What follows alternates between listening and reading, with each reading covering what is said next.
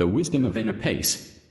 Just as a solid rock is not shaken by the wind, so the wise remain unmoved by praise or blame.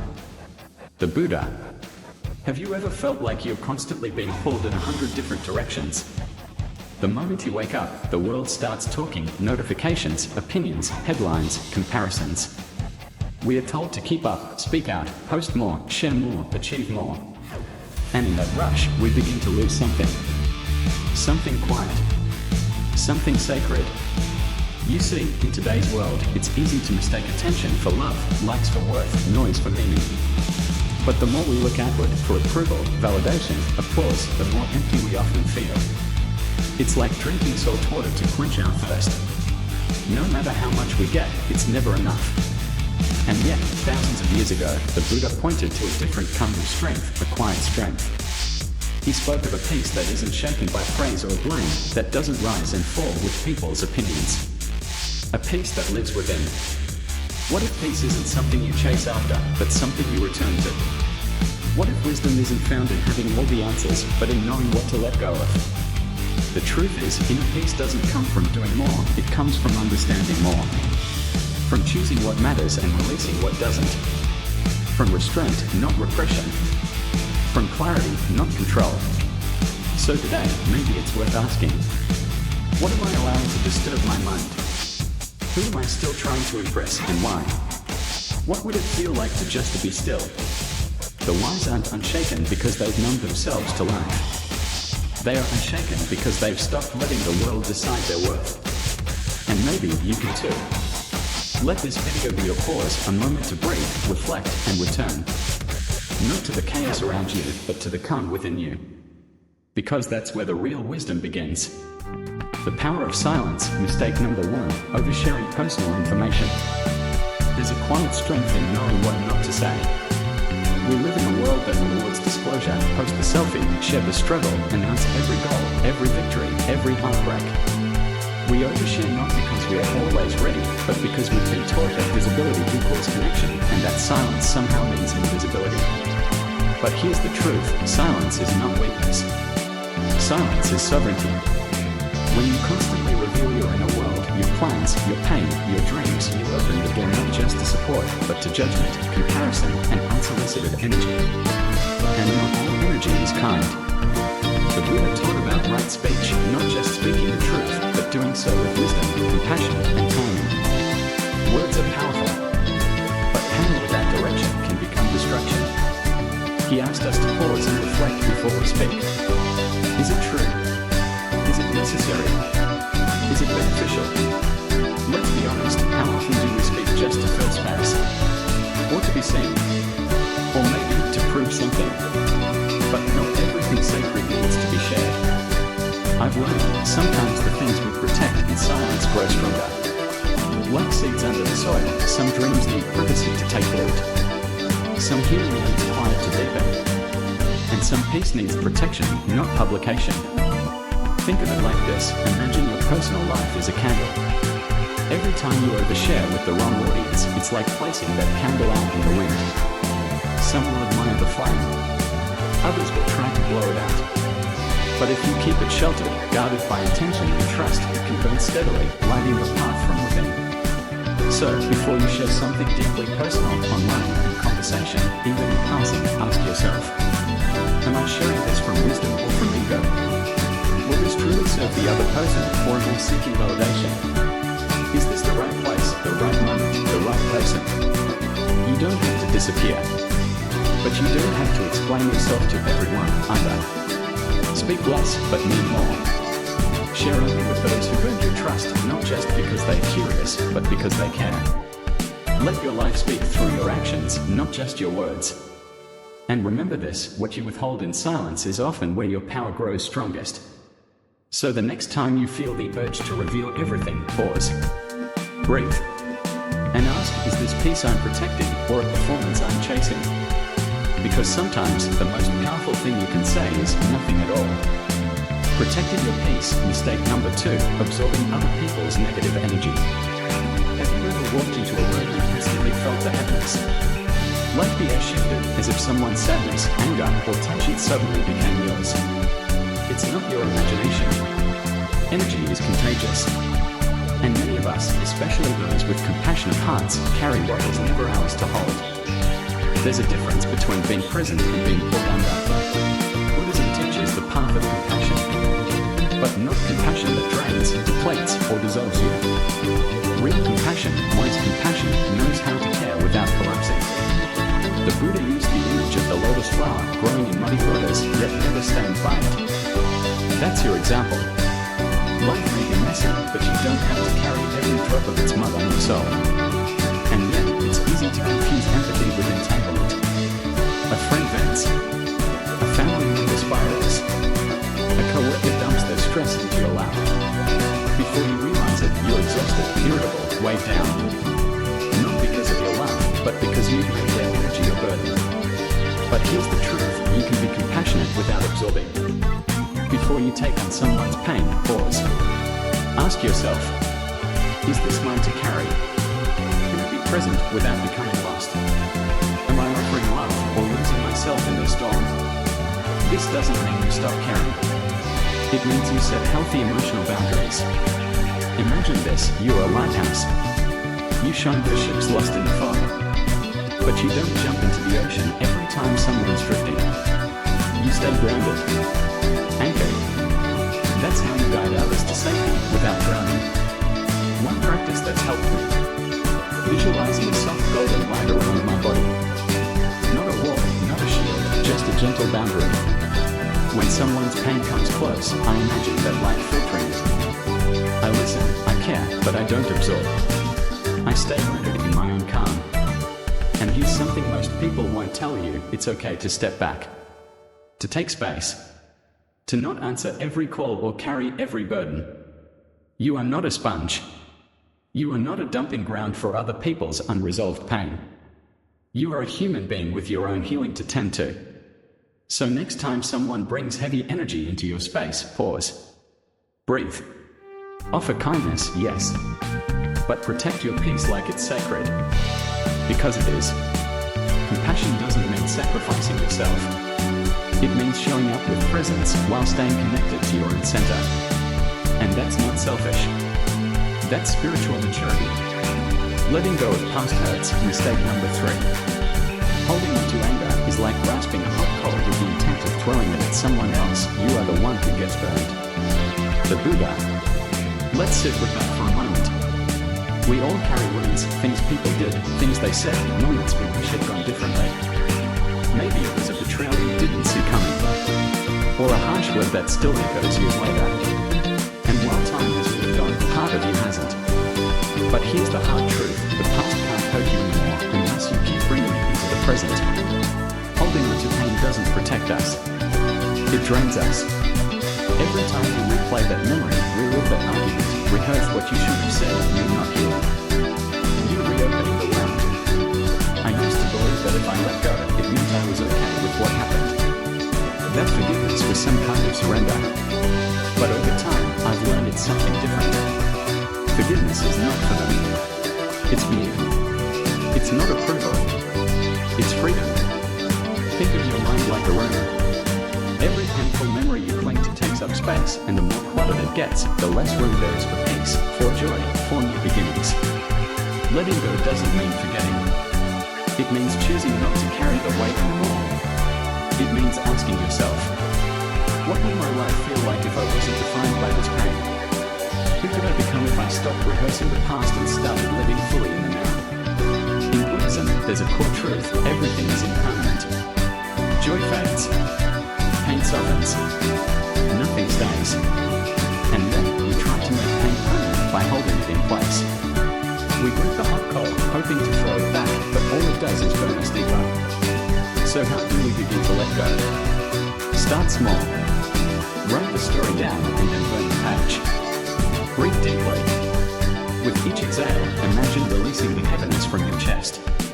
Speak the words you've been afraid to say, even if it's just to yourself. I forgive you. Or maybe, I forgive me. Letting go is not a one-time act. It's a daily practice. Some days, the pain will whisper again. And that's okay. You meet it with compassion. You breathe. and you let it go again. Because you deserve peace. Because your future shouldn't pay the price for your past. Because healing isn't about changing what happened, it's about changing your relationship to it. So maybe today is the day. Maybe not to forget, but to release. To drop the coal. To walk forward with empty hands and an open heart. You are not your wound. You are the one who is healing. The quiet power of no. Mistake number 4. Learn to say no without guilt and say yes without resentment. Let's be honest, how many times have you said yes when every part of you wanted to say no? You didn't want to disappoint. You didn't want to seem selfish. You didn't want them to think less of you. So you smiled, nodded, and added one more thing to a plate that was already overflowing. And afterward, you felt it, that quiet exhaustion. That resentment. That sense of slowly disappearing beneath the weight of everyone else's needs. We live in a world that praises productivity and self-sacrifice. The more you give, the more you're admired. But somewhere along the way, we confused kindness with self-erasure. The Buddha taught something different. He spoke of the middle path, not a life of extremes, not indulgence or self-denial, but balance. A life where you are generous and grounded, compassionate and clear on your limits. Because saying yes to everything isn't compassion. It's a form of fear. Fear of not being liked. Fear of losing approval. Fear of not being enough unless you're constantly available. But here's a radical thought. What if saying no could be an act of deep love for yourself and for others? What if no isn't rejection, but protection? Not just of your time, but of your energy, your peace, your purpose. Before you agree to that next request, try asking yourself, am I saying yes out of alignment or out of fear? Will this nourish me or will it deplete me? What would happen if I gave myself permission to rest, to pause, to choose differently? You are not here to be everything to everyone. You are allowed to have limits. You're allowed to disappoint others if it means being true to yourself. Because here's the thing, people may be temporarily disappointed, but you have to live with the long-term consequences of saying yes when you meant no. And you can say it kindly. No, not today. I'd love to support you, but I don't have the capacity right now. Or simply, I can't, and I hope you understand. Saying no doesn't make you selfish. It makes you sovereign. It's how you protect what matters. It's how you create space to show up fully, authentically, for the things and people that truly align with your values. So the next time you feel torn, remember this. You're not here to burn out in the name of being nice. You're here to live mindfully, to walk the middle path, and to give from a place of wholeness, not depletion. Say yes to that. The trap of seeking approval. Don't seek recognition. Seek truth. Let me ask you something. Have you ever done something not because it felt right, but because you hoped someone would notice? Maybe you wore the outfit they liked, chose the job that impressed them, shared the opinion that kept the pace, and afterward, maybe you smiled, but it wasn't real. Because deep down, you knew you weren't being true to yourself. We all want to be seen, to be valued, to hear someone say, you matter. You're doing great. That's human. But when your worth becomes dependent on someone else's approval, you've handed over your peace to something you can't control. The Buddha once said, just as a solid rock is not moved by the wind, the wise are not shaken by praise or blame. Why? Because both praise and blame are fleeting. Today, they admire you. Tomorrow, they misunderstand you. If your self-worth rises and falls with every opinion, you'll spend your whole life chasing validation and losing yourself along the way. Here's the truth no one talks about. Approval is addictive. The more you get it, the more you need it. You start curating your life like a performance, filtering your truth, editing your dreams, second-guessing your voice. But here's a question that changed everything for me. Am I living for truth or for applause? Because truth is steady. Approval isn't. Truth lets you sleep at night. Approval keeps you checking your phone, wondering if you said the right thing. Truth builds a quiet kind of confidence, the kind that doesn't need to be loud. The kind that walks into a room without needing to prove anything. You don't need a crowd to feel worthy. You need alignment. You need to know that your actions reflect your deepest values, even if no one claps for them. Here's another question worth asking. Would I still do this if no one ever noticed? If the answer is yes, you've found something real. Because living in truth is not about ego. It's about integrity. It's about waking up and knowing, even if they don't like me, even if they don't agree, I honored who I am. So the next time you're tempted to chase approval, pause. Come back to yourself. Ask, is this true for me? Let that be enough. You are not here to be liked by everyone. You are here to live truthfully, to love deeply, to grow freely. And the right people, the ones who see the real you, they'll find you. But even if they don't, you've already found yourself. Practicing moderation, living simply to nourish deeply. Let me ask you something. Have you ever noticed how loud life has become? We are constantly surrounded by advertisements telling us what we lack, by emails and notifications chasing our attention, by social media feeds whispering, you need more. Do more. Be more. And somewhere in that noise, we begin to believe that stillness is laziness. That simplicity is boring. That enough is never enough. But the Buddha taught something radically different. He said, contentment is the greatest wealth. Or in ancient terms, Tritium Sinkai Elsin, knowing what is enough is happiness. We don't always realize it, but chasing more comes with a cost. The new gadget, the next promotion, the perfect image, each pursuit pulls on our energy, drains our time, clouds our mind. And often, by the time we get what we were chasing, we are too tired to enjoy it. I used to think that simple living meant giving up, like it was a form of settling. But over time, I've come to see it as something powerful. It's not about owning nothing. It's about not being owned by anything. Imagine waking up and not feeling the pressure to prove yourself every single day. Imagine measuring your life not by what you achieve, but by how deeply you experience it. Imagine trading stress for space, the kind of space that lets your mind breathe, your heart rest, your spirit realign. It starts small. Clearing out a cluttered drawer. Turning off the noise for an hour. Saying no to the extra obligation that doesn't nourish you. Because simplicity isn't sterile. It's sacred. It's where your true self is room to rise. Here's something I remind myself often. Every time I choose less, I create space for what matters more. Less distraction, more presence. Less comparison, more gratitude. Less chasing, more arriving. So today, take a moment. Look at your schedule, your habits, even your thoughts, and gently ask, is this adding peace to my life, or is it quietly draining me? You don't need to quit your job or sell everything. But maybe, just maybe, you can begin to let go of what's excessive so you can hold on to what's essential. The world will keep pushing you to want more.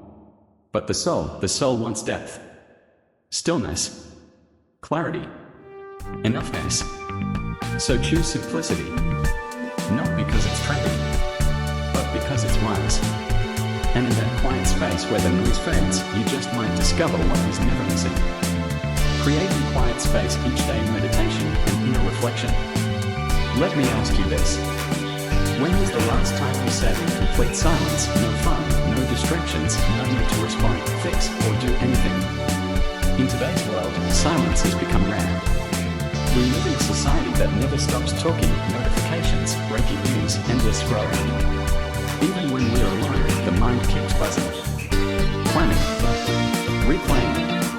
Judging. It's like we carry a radio in our heads that never turns off. But here's something most of us forget. You can't hear your soul in a storm. That's why creating quiet space, just a few minutes a day, is not a luxury. It's a necessity. The Buddha taught that peace is not something we find out there. It's something we uncover, slowly, quietly, by turning inward. Meditation doesn't require incense or sitting cross-legged on a mountaintop. It simply asks you to be still, to observe your thoughts without clinging to them, to feel your breath just as it is, to return again and again to the present moment. At first, it may feel strange, even boring. But that's only because we are so used to running. The real magic happens in that stillness. When you sit with yourself, without judgment, something begins to shift.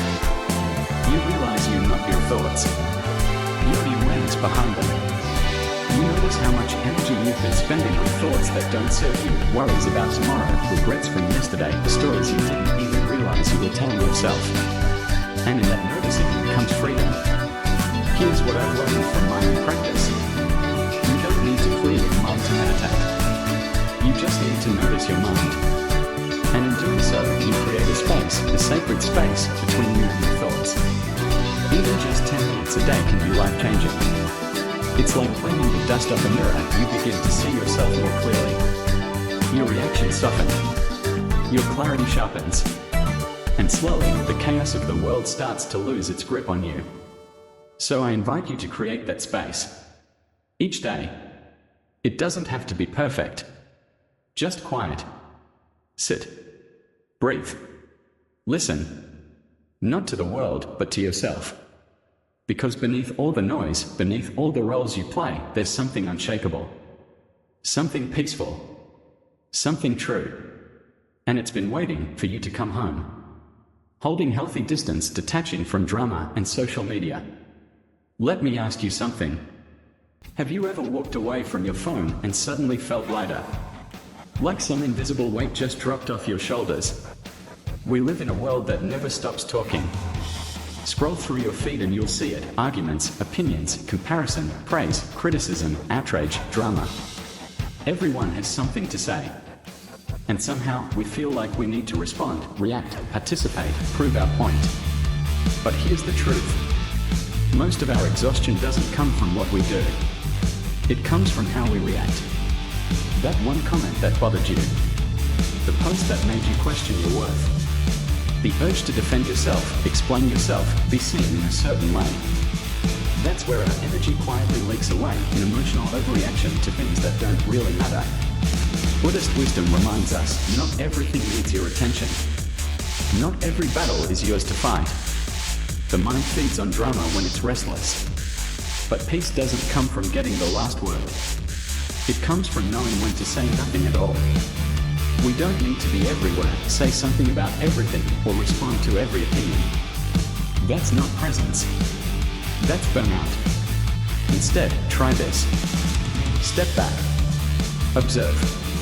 Breathe. Give yourself a moment before you engage. Ask, is this worth my energy? Am I adding wisdom or just adding noise? Do I want to react or do I want to stay grounded? The more we practice that pause, the more we reclaim our power. Personally, I've started giving myself offline hours. Time to disconnect, not just from the screen, but from the mental clutter it creates. No doom scrolling. No arguing with strangers. Just space. Stillness. Sanity.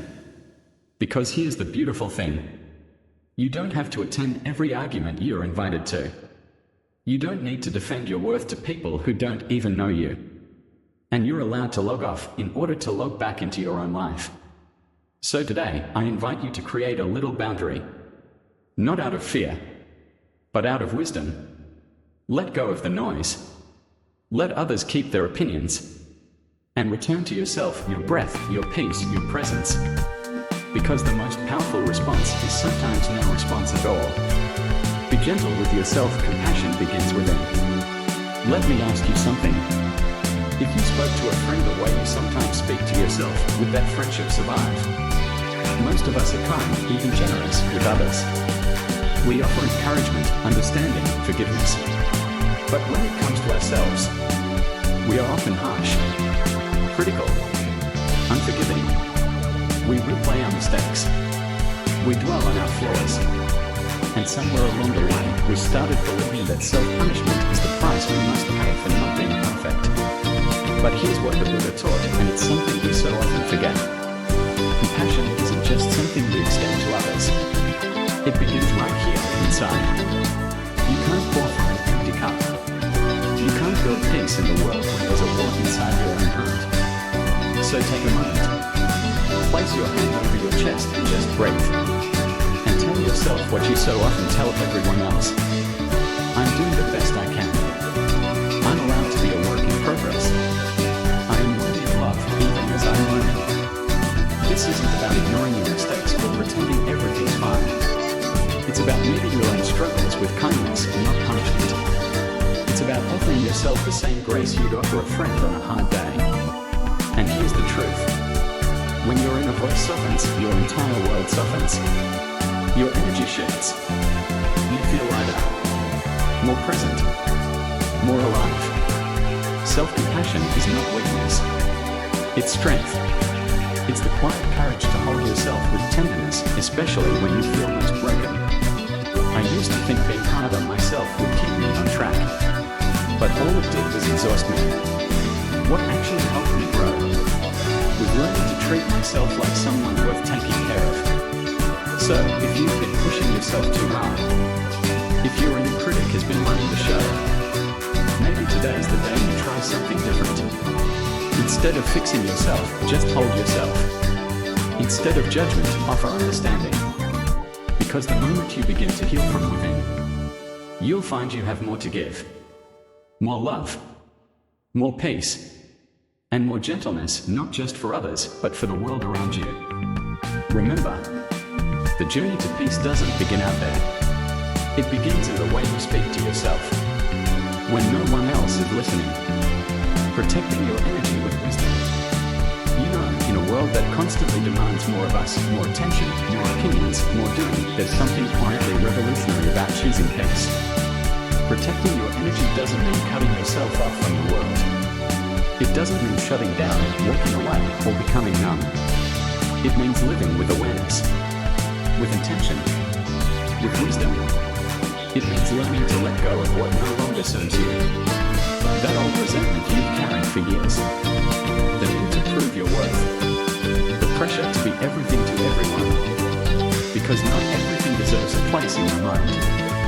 Not every voice deserves a reply. And not every problem is yours to carry. It also means learning to speak with care. Not because you're walking on eggshells, but because your words are powerful. They can wound or they can heal. And when spoken with presence, your voice becomes a force for peace. And most of all, protecting your energy means loving with compassion, without losing yourself in the process. To offer kindness without depletion. To give without forgetting your own needs. To walk into the world with an open heart, but a rooted spirit. That's what true strength looks like. Not loud, not flashy, but unshakable. So today, ask yourself, what am I holding on to that it's time to release? What can I say no to so I can say yes to what really matters? How can I show up, not as someone always exhausted, but someone alive and centered? The Buddha never promised a life without chaos, but he gave us a way to move through it with grace, to rise above the noise, to find clarity in confusion, to choose stillness over struggle. If this message touched something in you, if it felt like something your heart has been quietly waiting to hear, subscribe to this channel and walk with us on the path of Buddhist wisdom. You're not alone. We are all learning to live lighter, walk wiser, and love deeper. Together, may you find peace, clarity, and strength on your journey.